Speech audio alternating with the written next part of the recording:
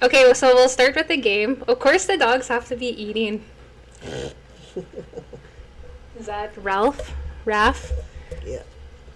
Okay, our game that we're gonna play is it's called Kôhkom Codes, and it's an icebreaker. So I'm gonna ask you some questions. So the first one is, what's one Cree teaching you always passed on to your kids? To be kind. To be kind. What's something hilarious your Kôhkom used to say to you?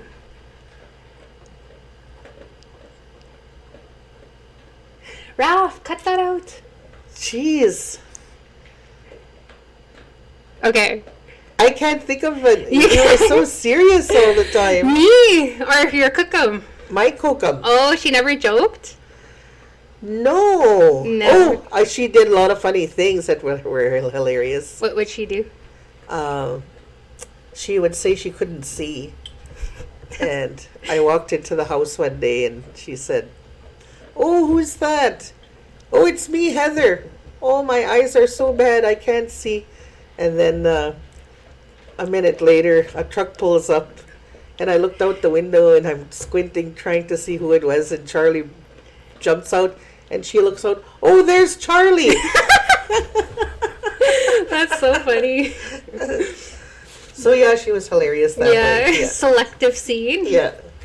Okay, what do Cree women do best? And why is the answer everything? Oh boy, I think they're the best cooks. They're the best. You know I can't cook. Well, I think they're the best groomers. The groomers? Yeah, they groom very, I don't know. Well, like, I'm also part Soto. I'm kind of got my dad's cooking skills. Yeah. His good McGarlicks. Yeah. And his hamburger I can soup. see why. Yeah. Yeah. I think for Crees, I think humor is probably... Yeah. Cree girls are really, really funny. I think that's up for debate, though, because... Soto's funny. Sotos are funny, but this is how I was seeing it, because I lived in... Well, I was around the Soto and Cody, and then I grew up on Ochapways, and Crees, they poke fun at each other. But the Soto, like my dad and all his cousins, they would make fun of situations and themselves. But the thing is, they make fun of situations, but they only use one word, and they all laugh. It's shemay. I know. But it's also like... But remember when we tried to roast Dad around this table, and then he would get mad and would be like, "Fuck you guys," and just get triggered. So it's different type of humor, but yeah, no, my uncles are so funny. They always make me laugh. Do you know that's what they call it nowadays, is sipping the tea? I sure do. Okay. I'm not just any old Kôhkom. I'm a cool Kôhkom. You know what I was thinking of today on my drive home is how I always thought, because I like to grape, I always thought it was from you and your side of the family, and then I realized, I was like, actually, I think that's my Soto side, because my uncle, when he just texts you the grape out of nowhere, no reason, so I was like, that's the Soto in me. So this is my mom, former Vice Chief Heather Bear, one of the longest running regional women chiefs in Canada. She is a treaty advocate, advocate for treaty inherent rights. You sit on, what's the board you sit on again? Well, I think the two boards that the Ombudsman, the Indigenous Health Ombudsman in Saskatchewan, and I'm the chair. Mm-hmm. It's been an honor to be selected and by my peers. And the other one is the Survivors Circle of Justice. It's a national board. We advocate for the forced and coerced sterilization of Indigenous women and girls. Mm-hmm.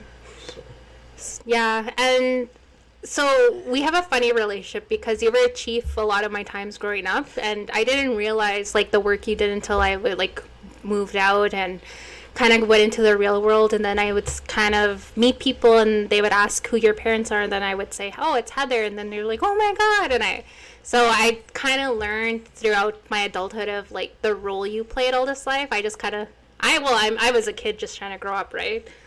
But I know your work, a lot of your work you did was advocating for women that not only missing and murdered, but the ones that were sterilized, because that was actually such a big issue when my first year university, because that was happening, and that was when you were talking about it. So it's kind of interesting to see you like now sit on that board after your time in leadership. So what could you say on that topic?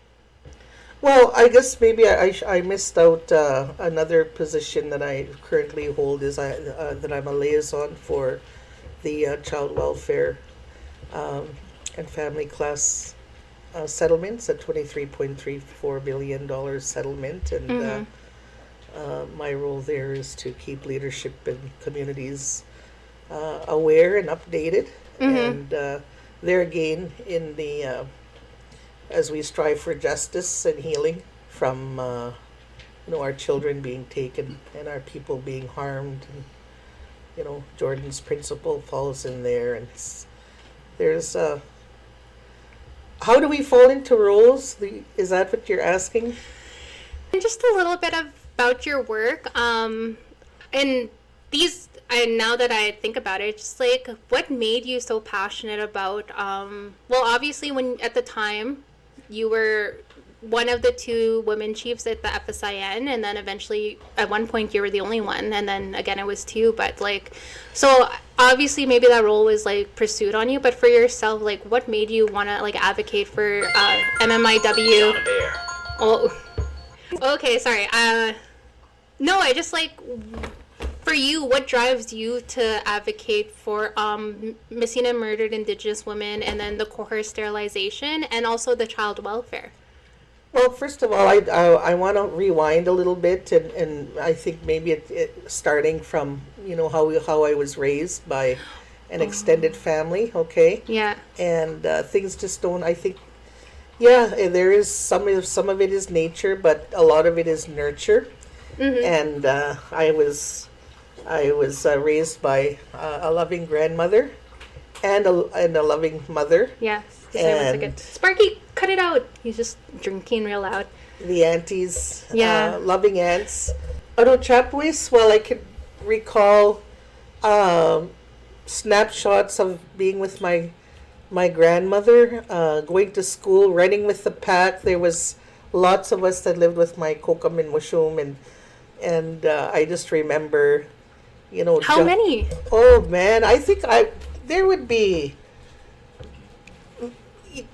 10 or 20 of us at a time. Holy. Like there was horses, and that was a big gathering place. Was that the house up the hill that we used to live in? Yes. Well, no, there was a bigger house there. It was like 2 houses put together.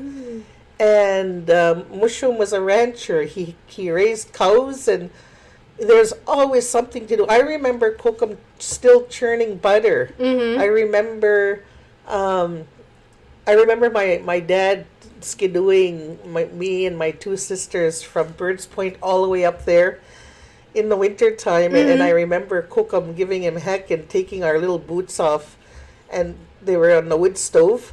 Yeah. She was putting them in the wood stove and drying them off, and she was giving him heck for driving us like that distance on a skidoo in the winter time. But there was always so much to do. And Kôhkom lived long, hey? Yeah, she was in her late 90s. She was in her 90s when she went, but she never drank a day. She never smoked a day.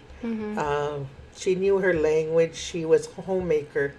She spent 9 years of her life full-time in residential school, but she never lost her language. That's such a miracle. What kind of story, and I think this kind of reflects of the women that we are in this family, is the story I remember you telling me of when Kôhkom was in residential school and they got caught speaking their language, and the nun or the matron, she called her the matron. The matron, what did they do? They taped them mouth. Yeah, they taped their mouths up and put them in the dorm, and I said, "Oh, how awful!" And she laughed. She said, "Well, we thought it was funny. We were jumping on the bed, looking at each other because they had their mouths taped." And I said, "That's still so horrible, for speaking your mother tongue."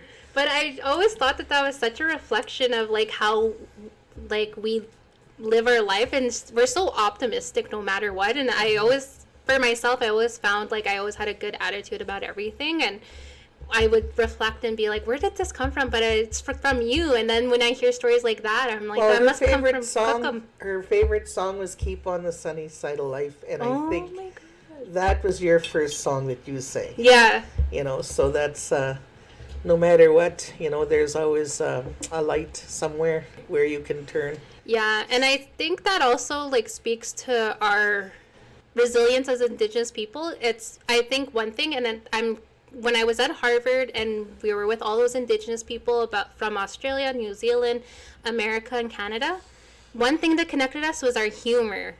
And I think that kind of reflects as like our humor kind of is what keeps us going. And I feel like when you heal more, you realize how inappropriate it is to laugh at these certain moments. But for us, we need that at those moments because it's a little bit of light. It's our Indian way. It really, really is. And not only for coping, but for enjoying life, you know. But yeah, no, I think for my parents to share me, like Kôhkom, she always said, "You're special. I beg for you. You know, I beg for you whenever I'd be leaving to go back home because my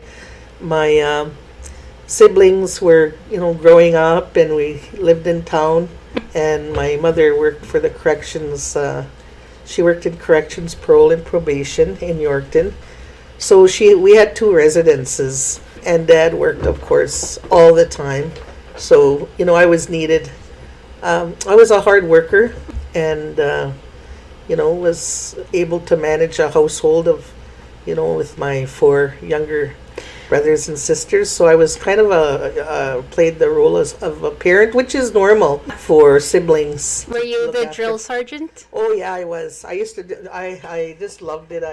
I loved the power. And my dad used to say, "When we're not here, you have the authority." And so I used to give haircuts. And Okay, what is your obsession with haircuts? She's always trying to cut hair.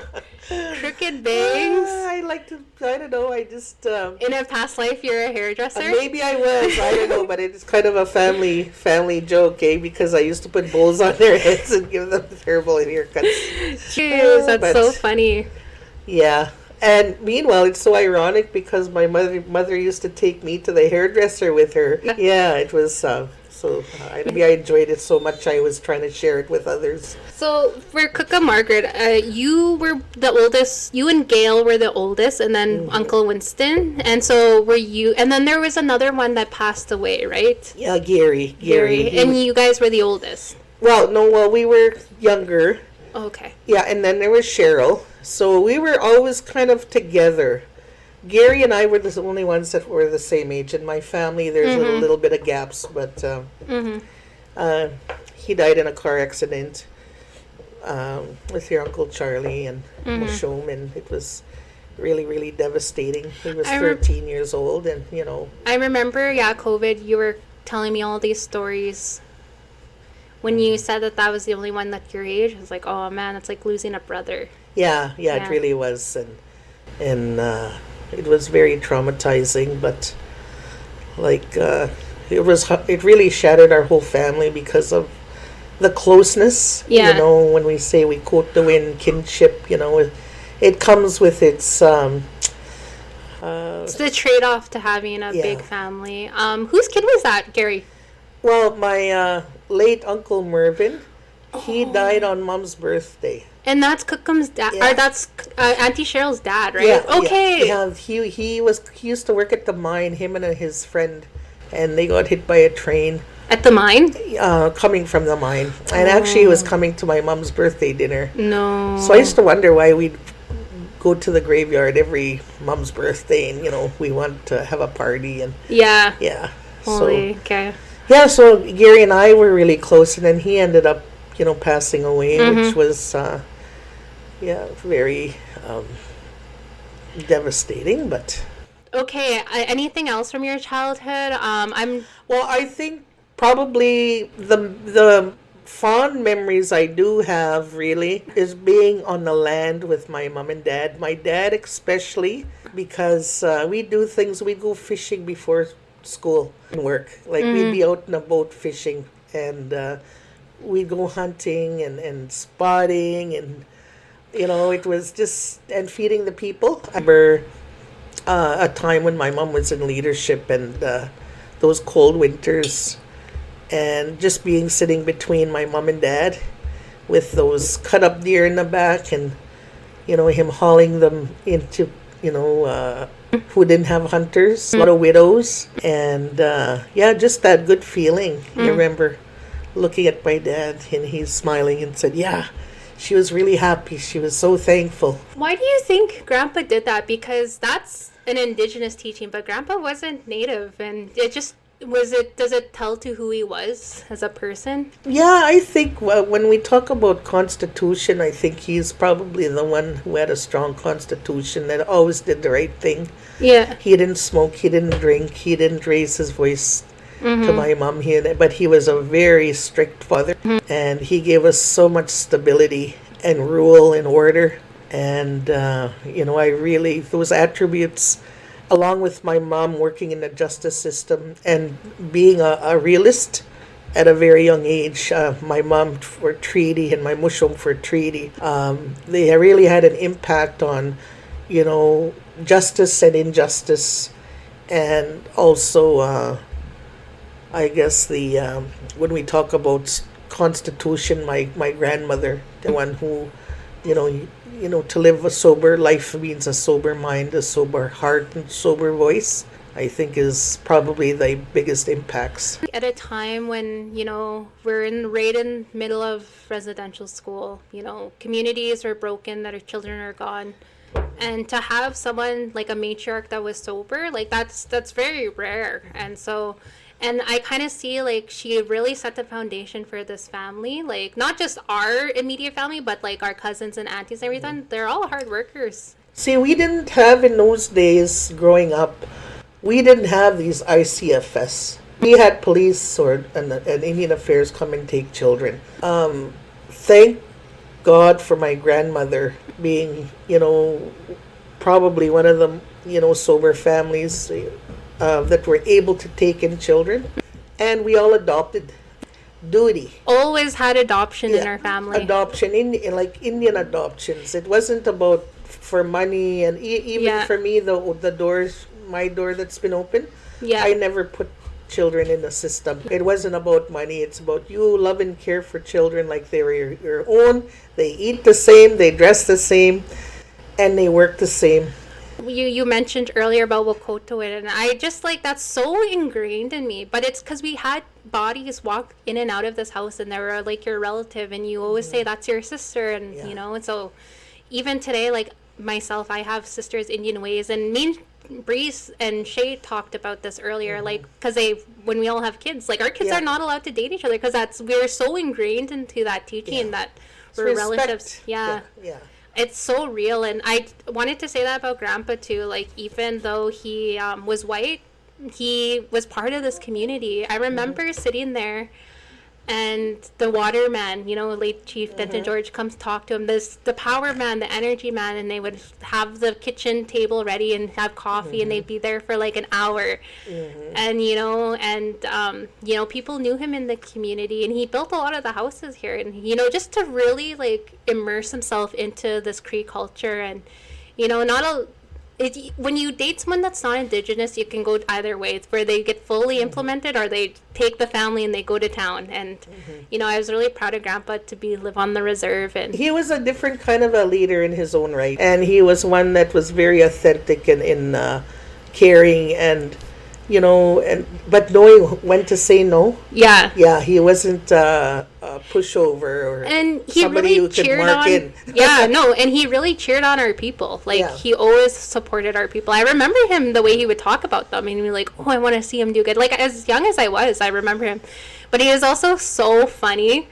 I remember one time I was in grade 1, and I think this is when you worked in Sakame, so I remember I got a UTI and I didn't know what it was. I was just a little girl, and I kept having to use the bathroom, and then the teacher, late Miss Bob, was like, are you okay? And I was just like, no, like I need to use the bathroom all the time and everything. So she thought I had diarrhea, so they sent me home and everything, and obviously you were at work and everything, so they sent me to the valley at grandparents. And I remember Frida Sparv drove me home, and as soon as we walked through the front door, Grandpa's leaned over the stairway. He was like, what happened? Did you shit yourself? And I was like, no. But they so thought I had diarrhea, but I didn't. I just had a UTI. I was just a little girl. Aw. And yeah, those are memories I have with Grandpa. Just straight up, yeah. Yeah, or picking potatoes in his garden. And then he would get mad because the boy cousins, like Robert and Sasha, wouldn't help, but I would go help him. Yeah. And he'd be like, go in my top drawer and go get yourself a Kit Kat. Because he'd always have I treats. know he used to hide his the pop in under his bed. Yeah. But he always had good treats for people.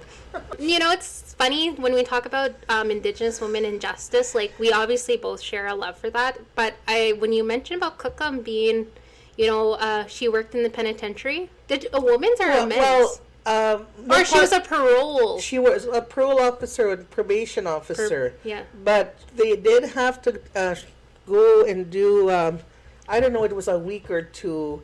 Every year she'd have to go and work in a correctional center. Yeah. With men? I know with women for With sure. women? With Okay. women for sure because What a yeah. space to be in, because at that time, probably 100% Indigenous. well, Well, 99, even 98. for her as a groundbreaker, you know, working for the province and the feds in that capacity, you know, even amongst her own peers and colleagues, she was fighting racism and discrimination, you know, on the workplace. So, you know, I learned a lot about that journey with her, but, you know, I always admired her, you know, being strong and not giving up and winning those battles.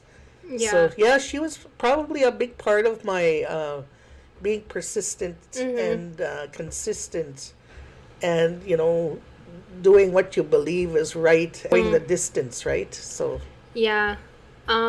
She was already kind of sick by the time I was. yeah, she had a type of lupus that was really, really hard to manage because, you know, she needed blood transfusions and, yeah, but you know what?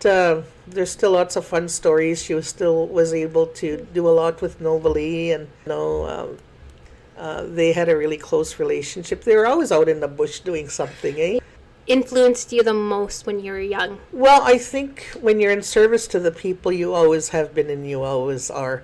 You know, even working for my nation, you know, going beyond the call of duty was just a natural thing for me to do. You know, I had people who maybe couldn't read or write that would come to me and, you know, ask me to write letters for them for whether it be a house or whatever problem they had. You know, I would do that writing for them, and you know, they would, you know, thank me, and you know, you gain trust, you know, with people, and you keep things confidential. And in leadership, I was always respectful of leadership, and I think that comes from those family values of command, knowing what authority was and where you are in the pecking order, and you know, never to disrespect those lines. Not like how you see today. Yeah, you know, I was just gonna say about like leadership and everything. Like, I feel like I'm so young, and no matter as much I can be in a classroom for like 10 years, it's not even remote to like what you learn in a lifetime. And so like really like respecting what you like the older people have, like if I'm in a room with like people like that are have been in this business for a long time, I'm shutting up. You know, I'm listening, I'm learning, and I'm understanding. But that comes from me and you, like how you raised us, you know, where we weren't allowed to it sounds so bad, but it doesn't. But like you groomed us in a way like where, you know, we always had a voice, but when there's adults talking, you sit there and you listen. So that came from you. So, and I truly believe like what you're saying. I think it's important to honor the fact that we have these older ones, and like you were saying about the letters, you know, you guys were at a time when like that was crucial. People didn't know how to read or write, you know, and you guys dealt with that in such a we were just getting the internet. Such a raw time. Ochapoes. I brought the first fax machine to Yeah, Ochapoes when I see? came from Indian Affairs, but you know, always wanting better for our nation, and you know, really built it from the ground up. But the thing is, in those days, we had leaders that, you know, you just respected them so much. They were sober, they were kind. They were about the collective. You know, sadly, I don't I don't know where we kind of went sideways, in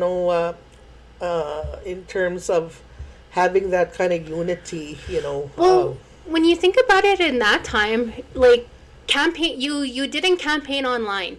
You didn't campaign through technology. You went door to door as more community. So maybe that's what kind of carried us away, because up close and personal. Couldn't. It's so easy to bullshit online. Yeah. Now, back in the day, they had to see you, because if they seen you on Facebook, like there was no Facebook back then. But I'll tell you this though, at a very young age, and every chief that we had at Ochapois had respect for me. And recognized my talent because I was able to mobilize people. There was no fear in me, and maybe that had to do with, my mom and dad taking me to talent shows and being able to sing in front of a crowd. I really broke that barrier at a very young age, like my little hobby, right? So, having those kinds of activities in my life, as I grew older, I was one to connect with the people. I did it through song, and whenever there was a message that had to be put out, and I recall at one important time with the nation, when I was called upon, from work and to chief and council, and I was asked to be a part of an agenda addressing the people, and I said, well, why me?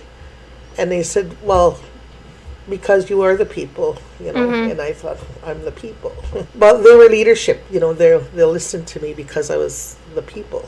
Isn't that funny? But yeah, so I think that service, and I was always being called to go on these meetings, especially with our late Chief Dentinapan, he was, and almost guilty because, I had, flying, jet setting, and, beautiful hotel rooms, and,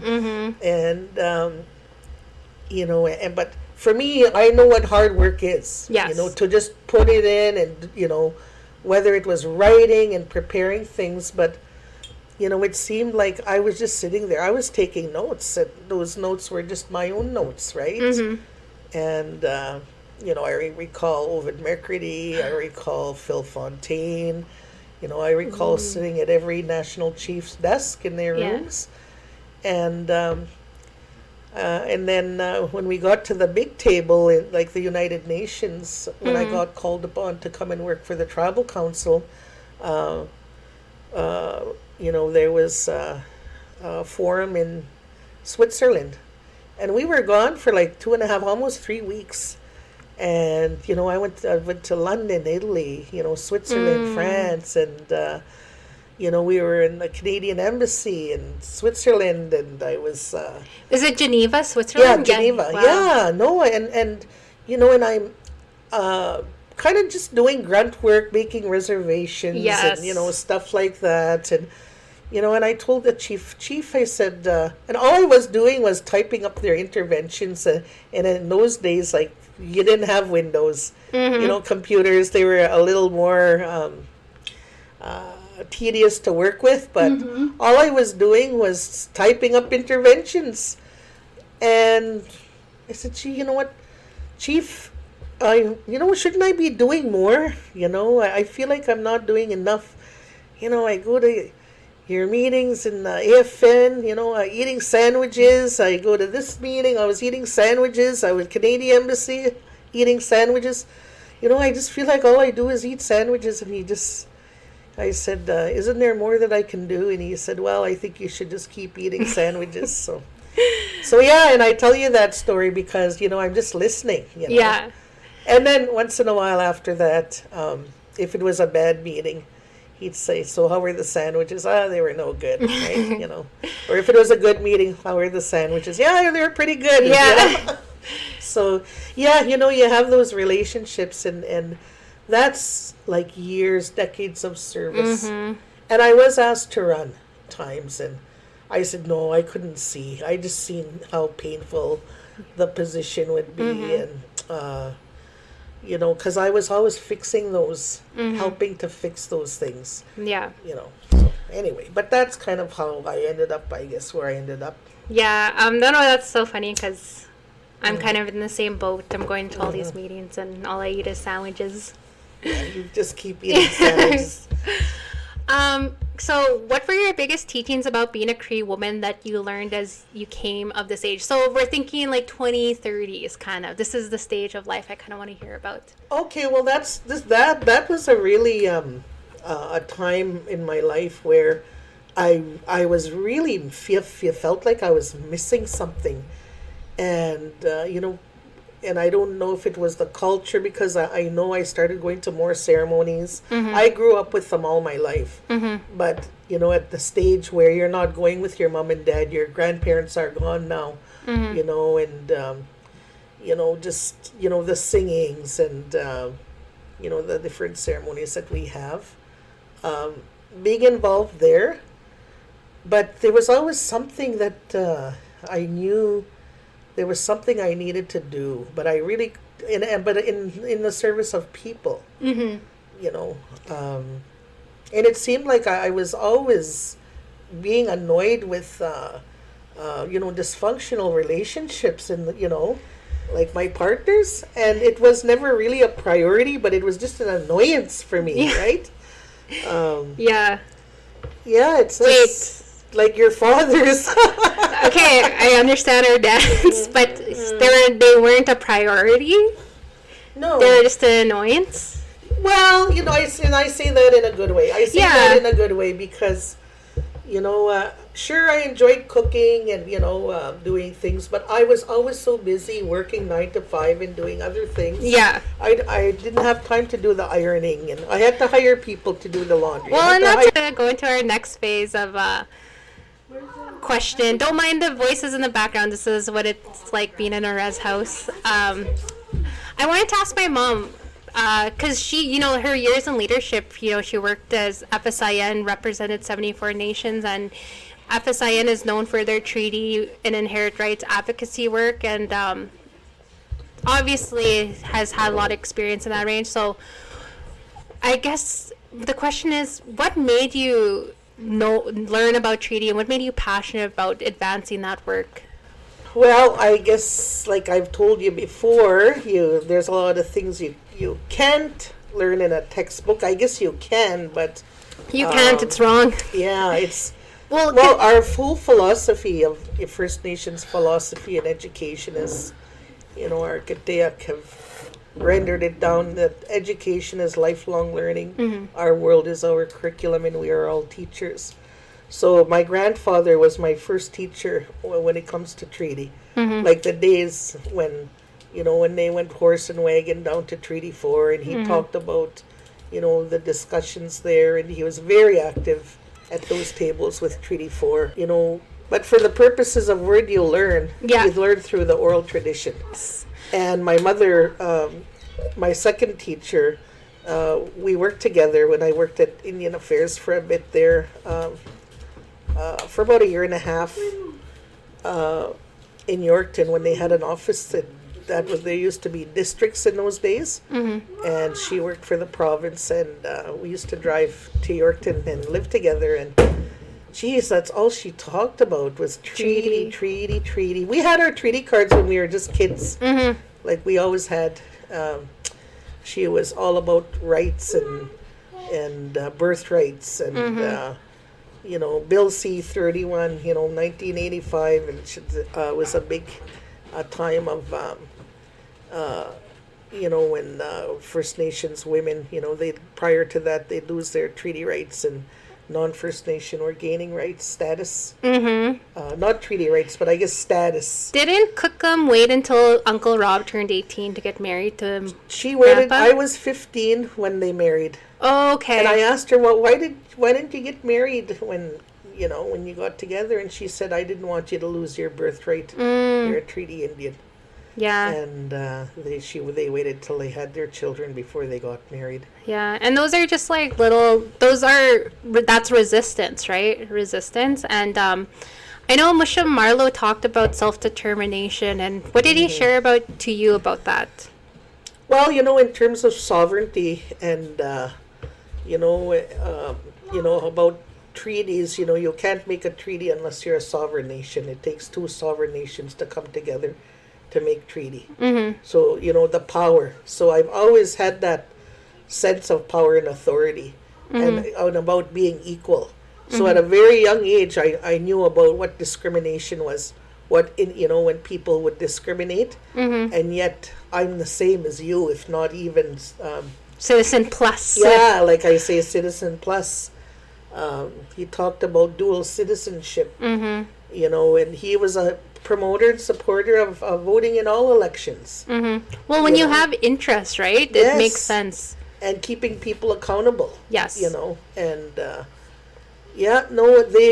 he talked about the days when they would have band meetings in barns, talking treaty and the different discussions, especially with Kaksheweo and Chikachas being the two chiefs that, had come together for survival purposes. And, whether you want to call that a treaty, when Kaksheweo agreed to look after the people while Chikachas went on to go gather the rest. And sadly, he died at the mouth of the Milk River. It was a time of Indian wars in the States still. And there's always been some rumors that came back. I won't share them today. Yeah. But, we know that Ochapawais was the son of Kaksheweo. And, it was jointly together, they formed Ochapawais. And they lived together for over 100 years. And they've always strove for, the reestablishment of that old band that was stolen away, But, when you talk about treaty and and understand and can visualize the way the oral tradition came to me is, our treaty was sacred, like a sacred covenant. The treaty was made with a pipe, so the creators involved a strong sense of that spirituality. So it can never be broken, right? The Creator knows everything. So, that strong sense of spirituality and believing who I am, who we are, knowing that our strength is here, whether we know it or not. Yes, we may look at how many generations we lived in poverty and we're still here. Yeah. To know how strong we are as peoples. And I think it's important to celebrate the small steps. It's generation with generation we're gonna get stronger, and you find those people like, why aren't we here yet? Why are they still doing this? It's step by step. We got it. We're in it for the long run. We've been here this long. We're gonna be here a lot longer. Well, there's so many issues that affect us and impact us, and you can't fix them all at once. Yeah, they're little and fights. Sadly, leaders try to do that. Some of the young folks or things are easier said than done. I think, and that's where I kind of come in as a younger one, because I grew up with a leader in my house, and I understood like the dedication and time it takes to like even do the job. So I have a little bit more respect of when it comes to our leaders. Yeah, especially when you were raised by a pack of wolves while I was gone. I had to rely on family, community, but there's not a day that I didn't know you were safe. We talk about like late Beatrice George, Denton's wife. That was my second home when you were gone, and it didn't occur to me until she passed away. And they talked about her role as caregiver, to governance. We had the FSIN chiefs there. They talked about her role as a wife to a great chief, and I didn't realize she was still playing that role with me, because she would welcome me into her house. She would ask me about you.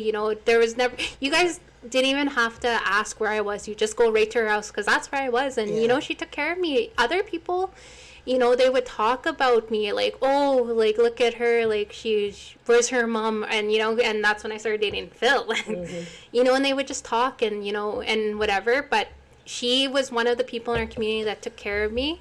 Same with Uncle Winston, Uncle John, Chief Tapatat in Kakawishtahow, Martin. I remember all these ones that just embraced me and took care of me, and you had a community looking after your kids, and obviously it worked out. I wouldn't change my childhood at all, because it made me super independent, and when it was time for university, I was ready. I was ready to do it.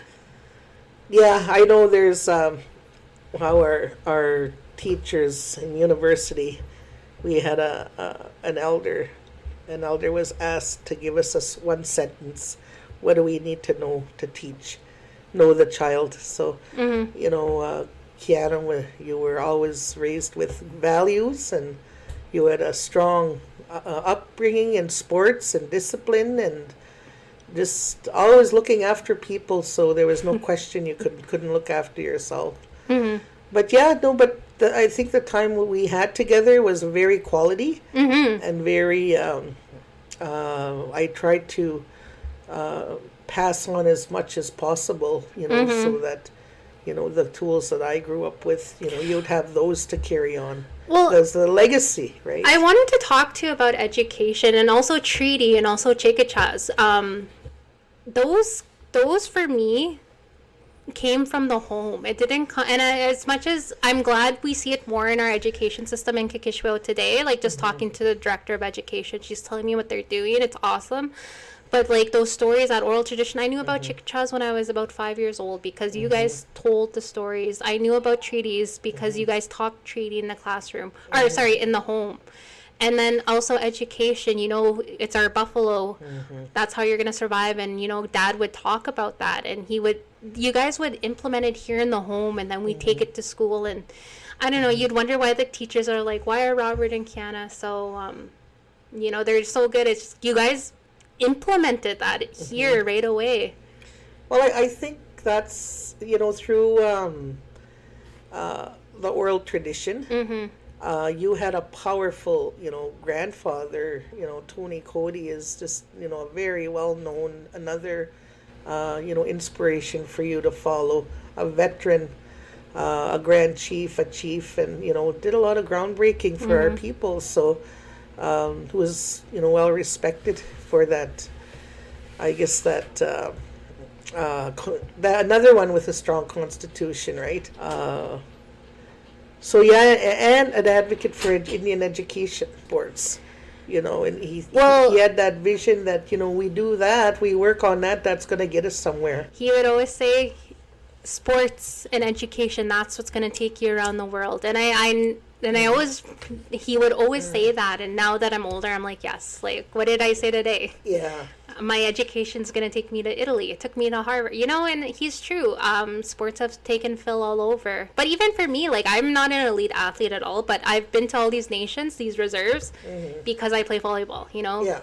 People are like, I'm from Isle Cross. I've been there. I'm from La Ranch. Oh, I've been there, Yeah. So he's totally had a point, but that's funny. And there again, what we had that bonded us or binds us is our treaty. Like, all had those, Chief Gabriel Cody, the stories that came, the direct descendant, the one who touched the pen, Mime, He's, so the oral tradition and Cody, and it's, Chief Gabriel was the one who really pushed for that, Red Schoolhouse, that treaty, Little Red Schoolhouse treaty class, right to education. And it's so funny because you see that in the family, the way that was passed down for generations. Like, in our, like, in my family, like on my Cody side, like, everyone has their degrees, like, everyone knows the importance of that education. And it's just funny because that's where that really stemmed from.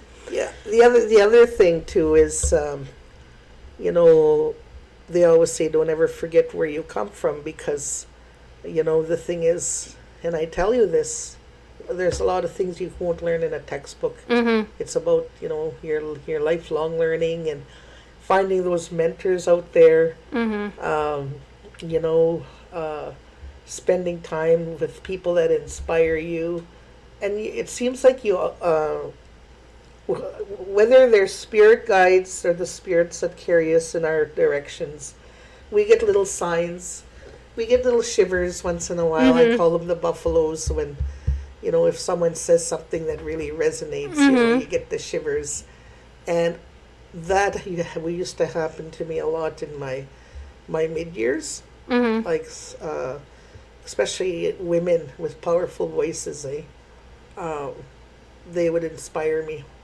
And, I knew that's the path I want to take. I want to speak those words.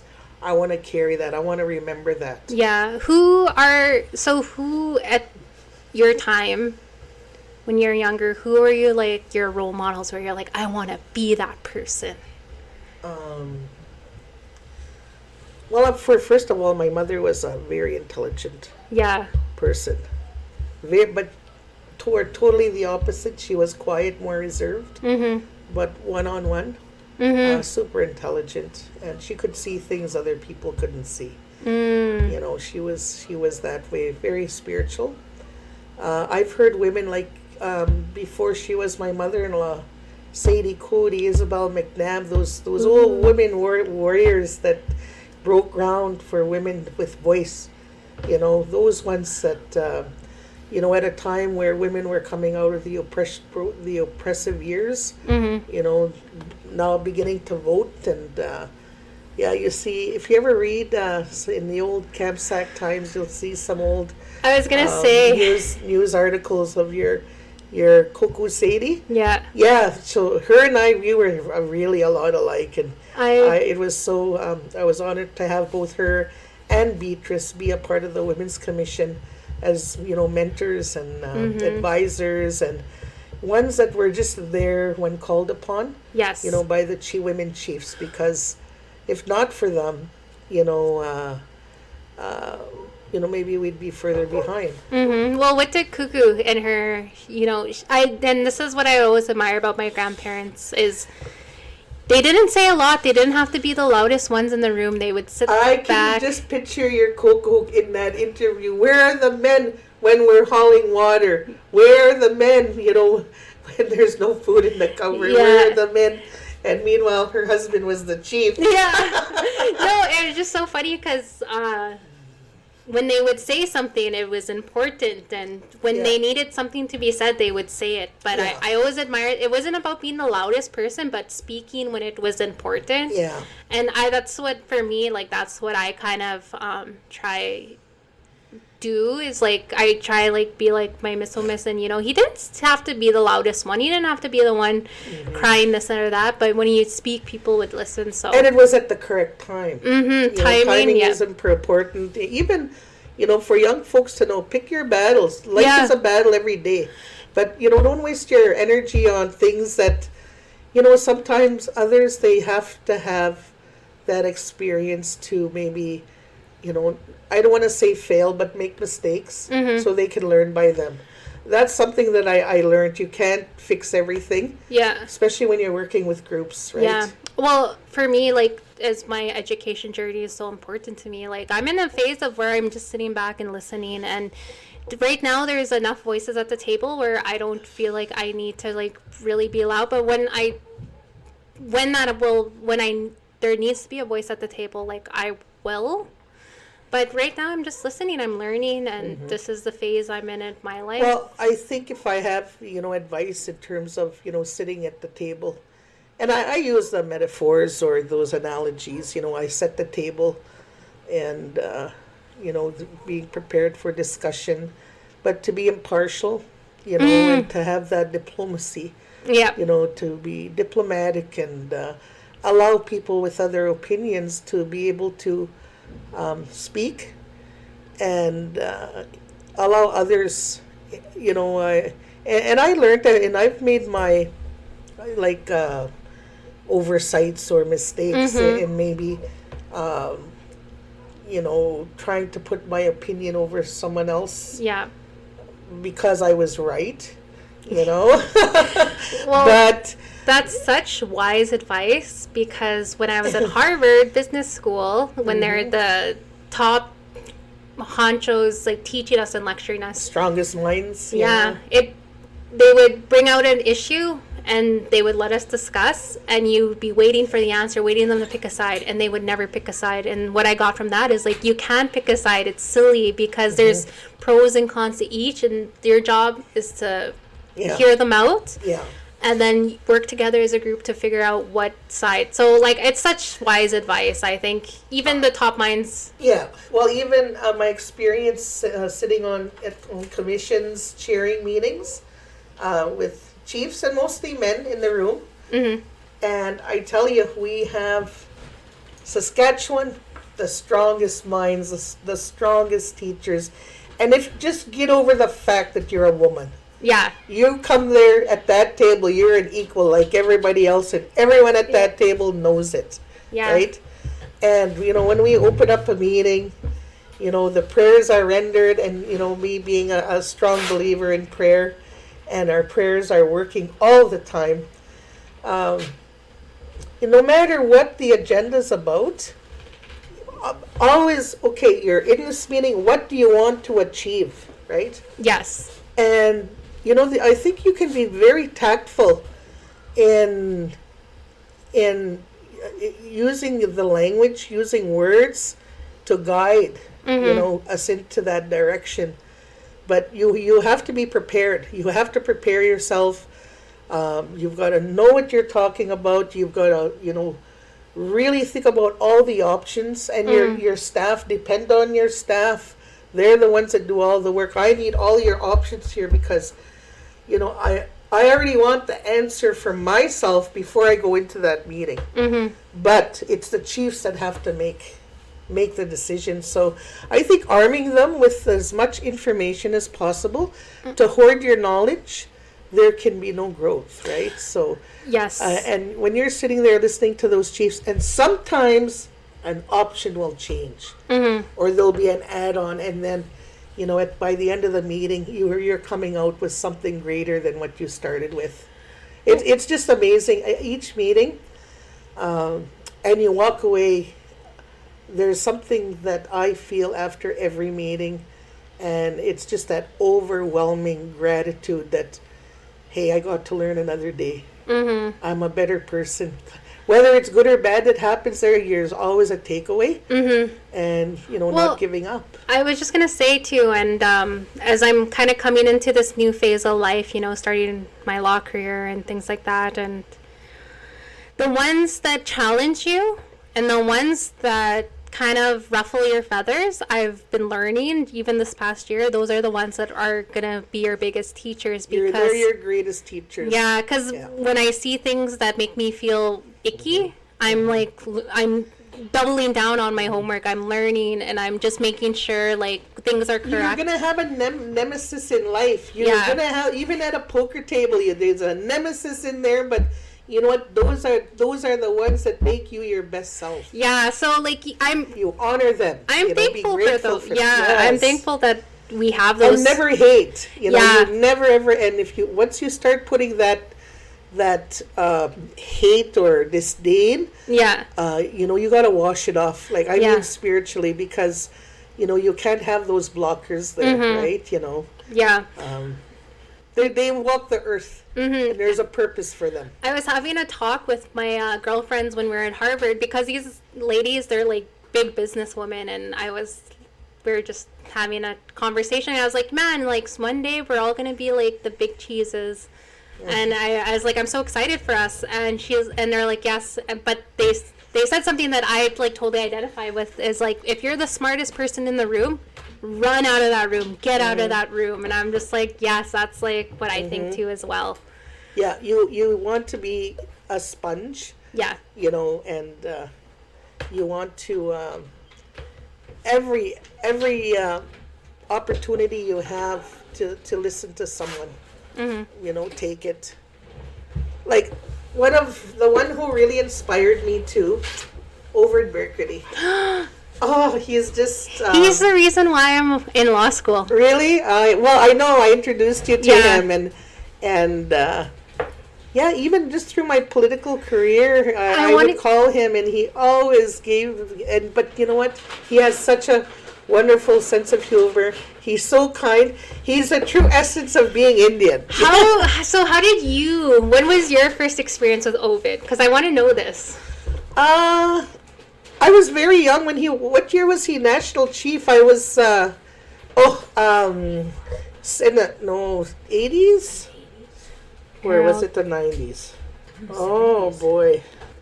Was he chief before? He was a national chief anyway, and I was... Before Phil or after?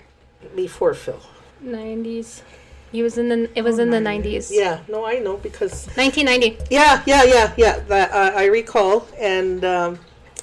But you know what? I just remember him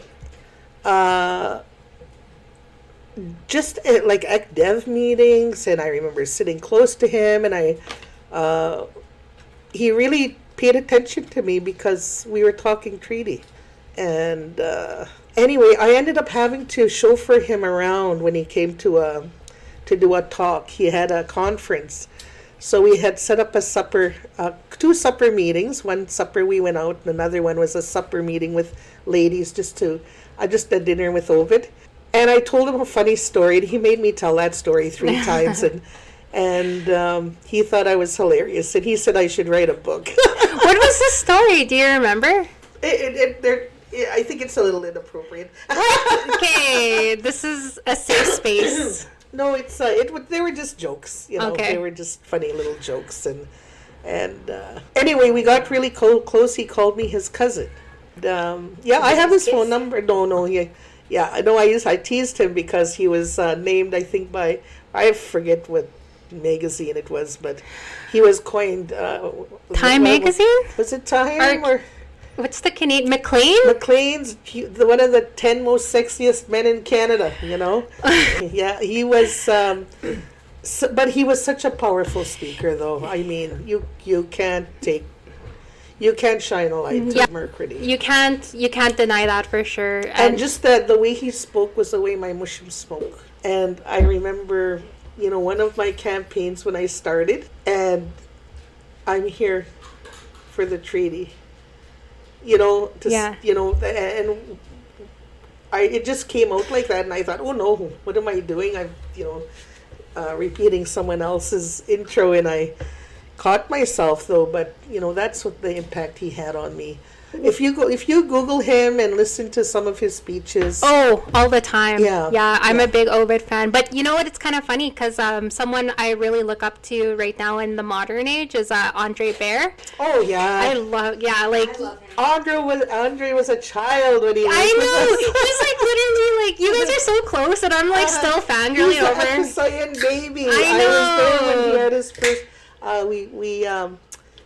was prepping him in Cheyenne. Yeah. I think it was Cheyenne in Ottawa, and for some reason his portfolio holder couldn't be there, and so I took them for supper and gave them a few tips about dealing with media, and for hours, and we just bonded right there. It was just true love from that point. Yeah, you guys are like, I'm obsessed because I think he's so strong in trading. He's so, and but he listens. I know, and he's one of the ones that really listen. When he speaks, he was listening. And I seen that. Yeah. I seen that at the AFN when I went my first time, and there was chiefs around the table, and this was for David's campaign, and I first time really seen Andre since like we were teenagers. Yeah. And I was like, I wonder how he is now. He has a law degree and everything. And when all those old people were talking around the table, he just sat back and listened. He wasn't trying to be the loudest voice. He wasn't trying to make his mark. He just sat, and I just admired that so much. And I was like, man, this guy really knows. What I'm really proud of, though, he is, the walking, talking example that you can come from anywhere, from the most broken, troubled home, your first beginnings may have been a struggle, but it doesn't have to be like that for the rest of your life. You can rise. And I know I spent time with his mom. I spent time with him, and I just... He's such a powerhouse for sure. Yeah. No, we love Andre. We love Andre. This is Nova. When we were talking about Ovid, and just like when you said he's such a powerful speaker, and I was just like, well... So you and Dad brought him to our school, Kikishwa School, and I think I was in like grade 5. But this is the kind of the dilemma that I was in. And I told Ovid this. We kept getting people to come speak for our nation and everything, and I'd be like, oh, cool. And then they would talk about going to Olympics, doing this, doing that, but they were all white, or like they were like, I wouldn't say pretendians, but they were like urban, they grew up obviously very different. No one actually from the reserve, and I remember Ovid being the first one and talking about like his time, and obviously he was older, but he would talk about his time, and then he was like talked about his law career and his national chief, and he spoke about treaty, and I remember just being a little girl and just thinking like, oh my god, I could be a lawyer because he did it. He's from the reserve, I could do it. And it's so funny because when my first year university, they asked us to write a paper on someone you looked up to. And I was like, well, okay, why am I here? Well, I didn't want to write a paper about my family because obviously there's a reason why I was here. But I was thinking of like someone that was like another reason, an external reason. And I wrote it about Ovid. And he was the reason why I could believe that I could go to law school because he did it and become a lawyer. And who was the first one to call you when you got into law school? Was it Ovid? Was it Ovid? Well, I was Oh! you were the first person I phoned when I got into law school, but what had happened is when I was doing my summer program, we were working with Ovid at NARC, National Assembly Remote Communities. We were bringing him in for advice and consultation. And I was in my class and everything, and I was so nervous because it was my first time in law, and I was like, I don't know if I'll pass. And so I was kind of like giving him a beat around the bush, like, I don't know if I want to do law, I might want to take a year off. And he would just be like, do it. But then he would kind of be like, but if you need to take a year and everything like that. But he would just encourage me. And when he said you used to chauffeur him, I chauffeured him around Regina, dropped him off at casino. He was just telling me, you should go, you should do it, and everything. And I was like, okay. And then a board meeting he was supposed to go into September, I was going to be there, but I had my law school orientation. And so he texted me and he sent me a big paragraph saying, like, I'm so proud of you for doing that. And you know, like, you're gonna make a difference, there's a reason why you're there. I have the text, it says, it's a big paragraph, and I was like, wow, like, what a full circle moment. Like, he was the reason why I went. I was always so inspired by him, and that's what true leaders do. And it's the way he impact, speaks. yeah. And even when you speak to him today, he just like is encouraging, you know, and always willing to share that knowledge, and also really big on treaty. Hope. Yeah, it gives hope. People hope. I know even when he said the Indians are coming and they didn't come, but we still hope that they will. No, that's just an old joke. He was on the radio. The Indians are coming and they didn't come. No. Sorry about that. I hope I didn't ruin the podcast. No. We're just naturally humorous. We could edit that out, but no, it's just funny because like you guys really exposed us to a lot of like people in Indigenous governance. So like we nerd out a lot more. So like you know all those old ones. Yeah, you know, to help compensate for a lot of the time the people have needed me.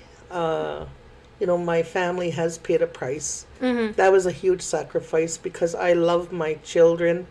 I love my grandchildren there's nothing in the world. And I especially at Christmas, you know. What pops up in your head first when you think of grandchild? Don't say Andros. It's Andros. It's Android. Well, of course. Okay, then I want to ask a question. What was your biggest goal in raising your kids? And what's your biggest goal for your grandkids? You know what I always prayed for the language for my children to come, the mother tongue.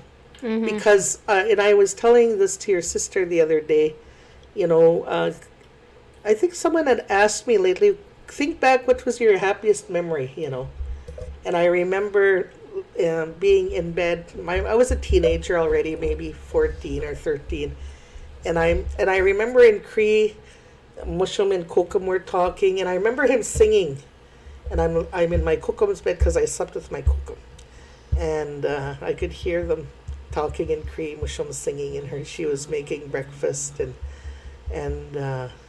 you know, and me not wanting to make a noise because it was just, that was harmony. You know, just to hear them talking and how I felt in those moments. And I used to do that a lot in the morning. But can you imagine just what some children wake up to in the morning? You know, and to hear that, for me, it was for my children to learn their language, and I tried to promote it so much with all of you.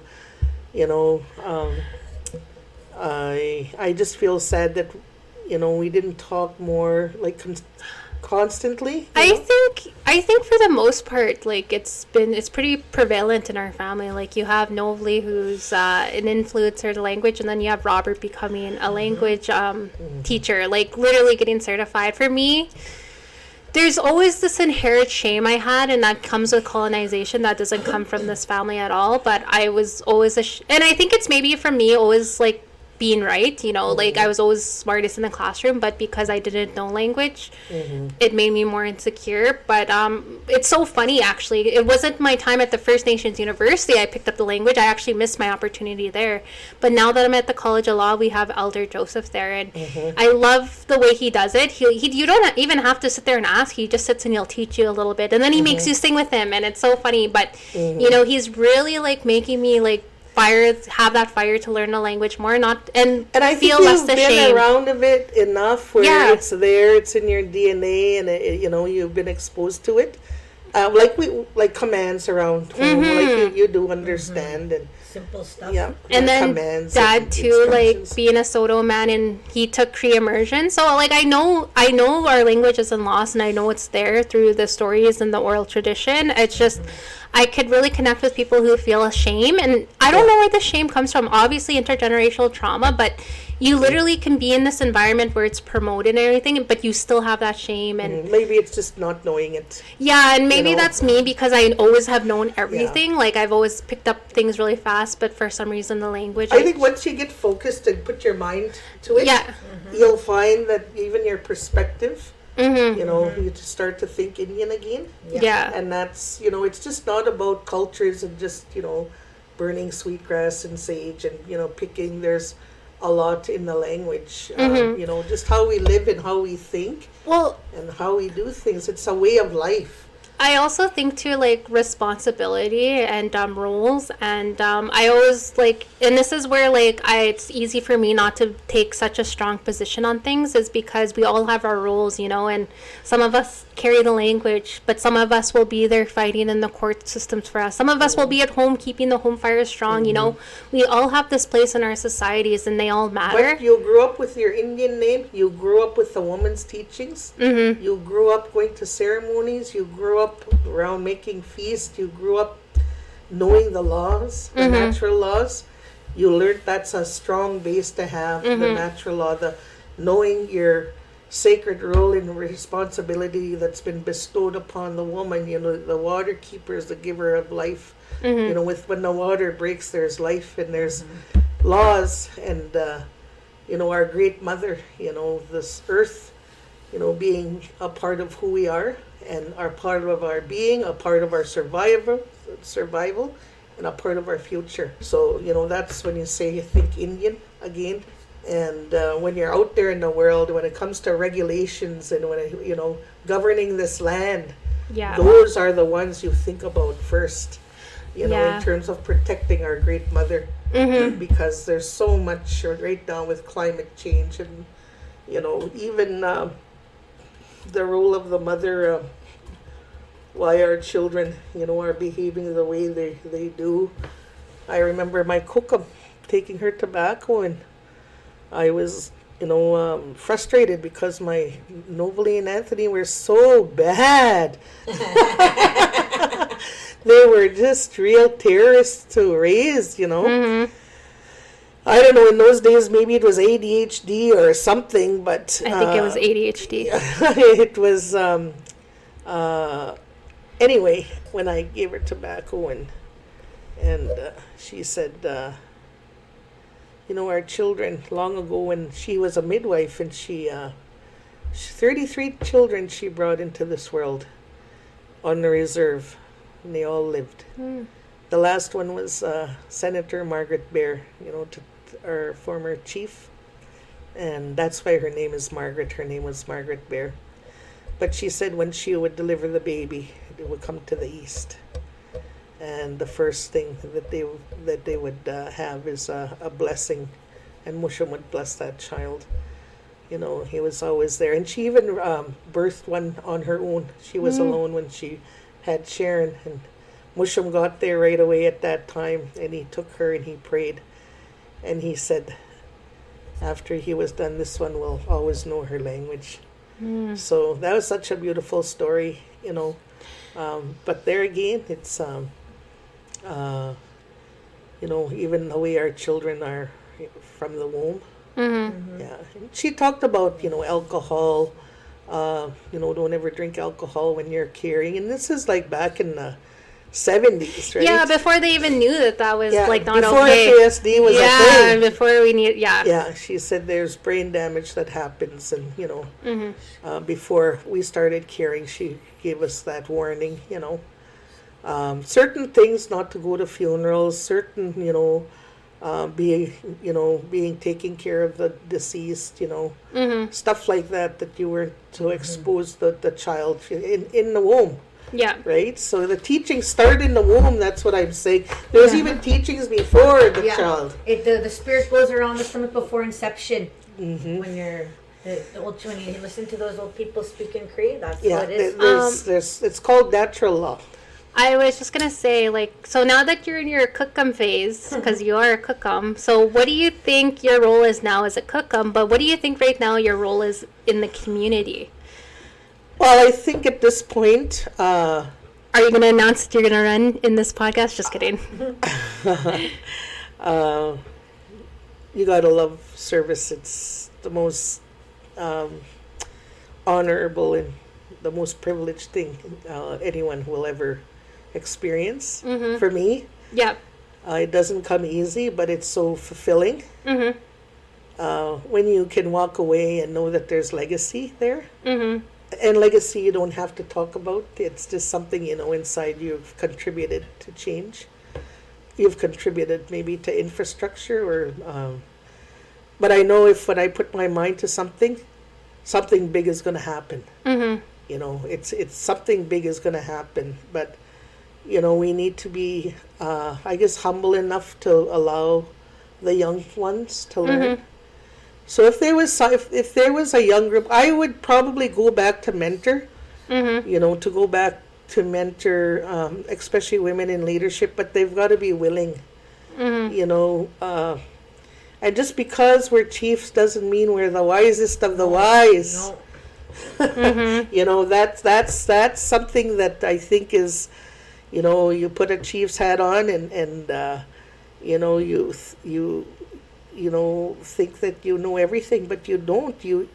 I think the trick is having the talent to be able to know your people, know your talent, and put them in those places where they can flourish and contribute. Then you start building. You don't set up our people for failure, and don't ever be afraid of someone who's educated. But like I say, but don't be fooled. You could be the most educated in the room, but if you have a really bad attitude, I would take the less educated one with a good attitude. Yeah. Because you can train them, you can mentor them. Yeah. But, I think, to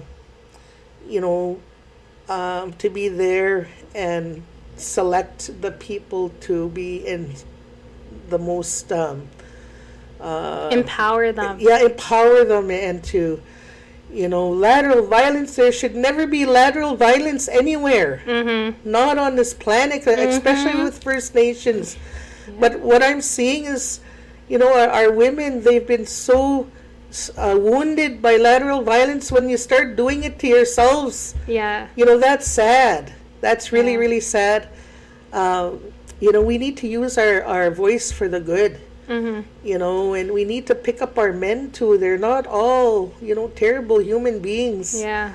And but they may not all be there. Yeah, well, the thing about it is I've had such good experience with men, working with men,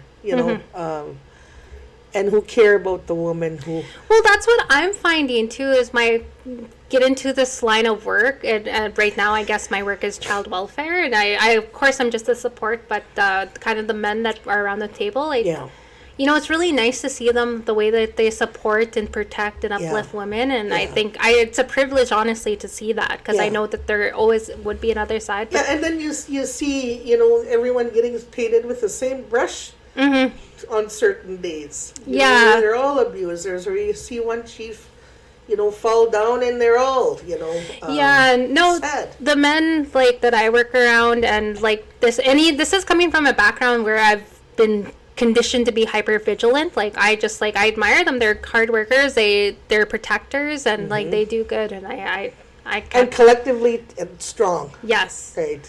Yes, but I find those are the ones that will sit there and listen to the women. Yeah. Yeah. Yeah, and they do.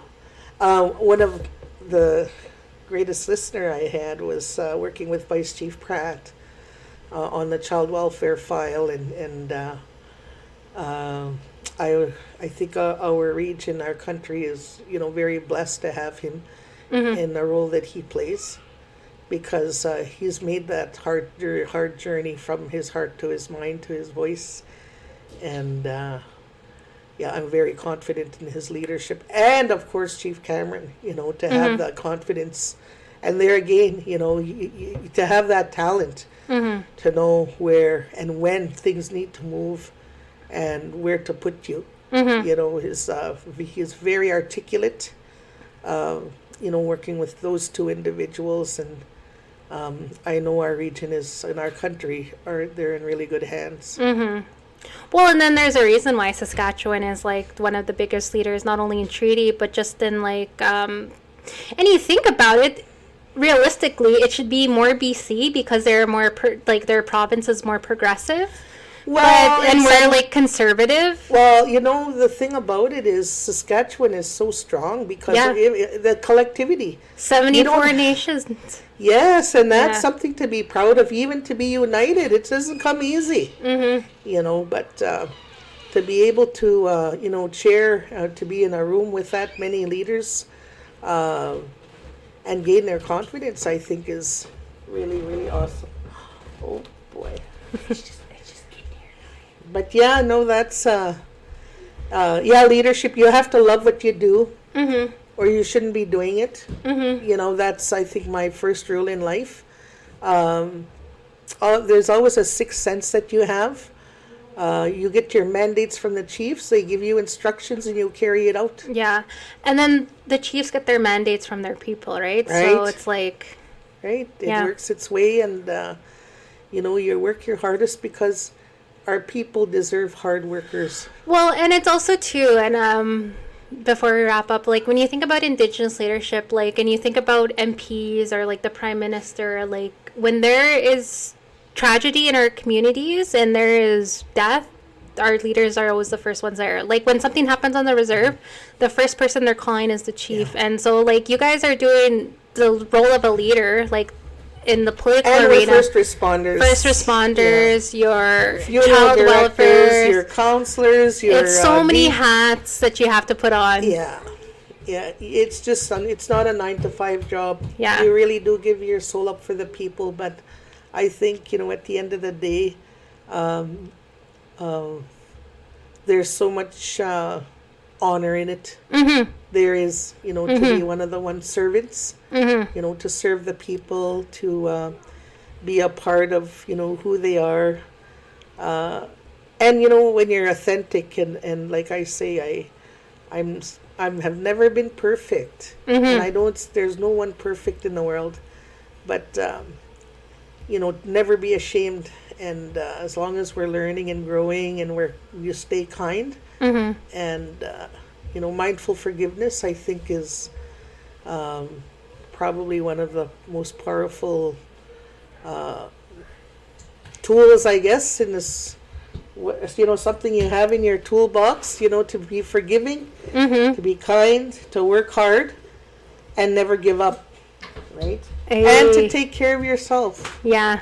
To take care of yourself and take that time to pray. Yeah. And even if you have to pray all the time.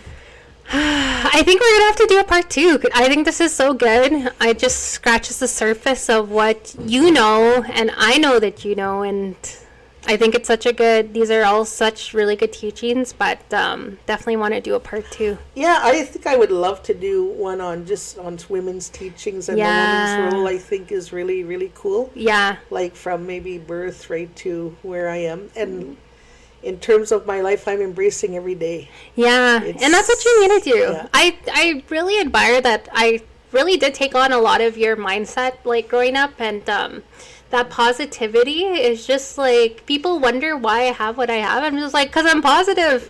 Well, you seen me beat cancer with that positivity. Yeah, okay, and that's another thing we have to talk about your cancer journey, and that'll be a part 2. But like, I always tell people I could have $1 in my bank account, as long as I have a roof over my head and food in my fridge, I'm happy, I'm golden, I'm rich. And I was thinking on my drive home today, and I was like, man, I have a good heart, I have lungs, I'm good, I'm golden, like I'm rich, and I really inherited that from you. But like when we go back with Kôhkom Margaret, you know, that positive mindset, it really is a generational thing. And I think you know, and to live a simple life, man, I just love living a simple life. There's you know, nobody calls it my res house, but I love my res house. Anybody that walks in my doors, they're welcome. They're welcome. There's also a lot, if these walls could talk, eh? Yeah, there's been a lot through here. Yeah, no, but I think that's something that I always knew about my home, like growing up, is like anyone was welcome. We always had a lot of siblings Indian way that would come through, and this was a place where people could feel safe. And food, people never asked if they could eat. You just they knew that they could eat or they could sleep. And we lived here in harmony. I'm always proud to feed people because that's how my parents were. And I remember that. grandparents. Yeah, I'm always proud. It's an honor to feed people. Well, and that's the goal. One day is I have a home, but I rent. But one day I want to have a home, and I just want to have a home to let my friends and relatives know that they have a home as well. You'll never be homeless as long as we have a home, because you can come. Well, I'll come and live with you when you and Phil. Yeah, Phil would just love that. His mother-in-law. You totally could. But I don't know if he'd like it.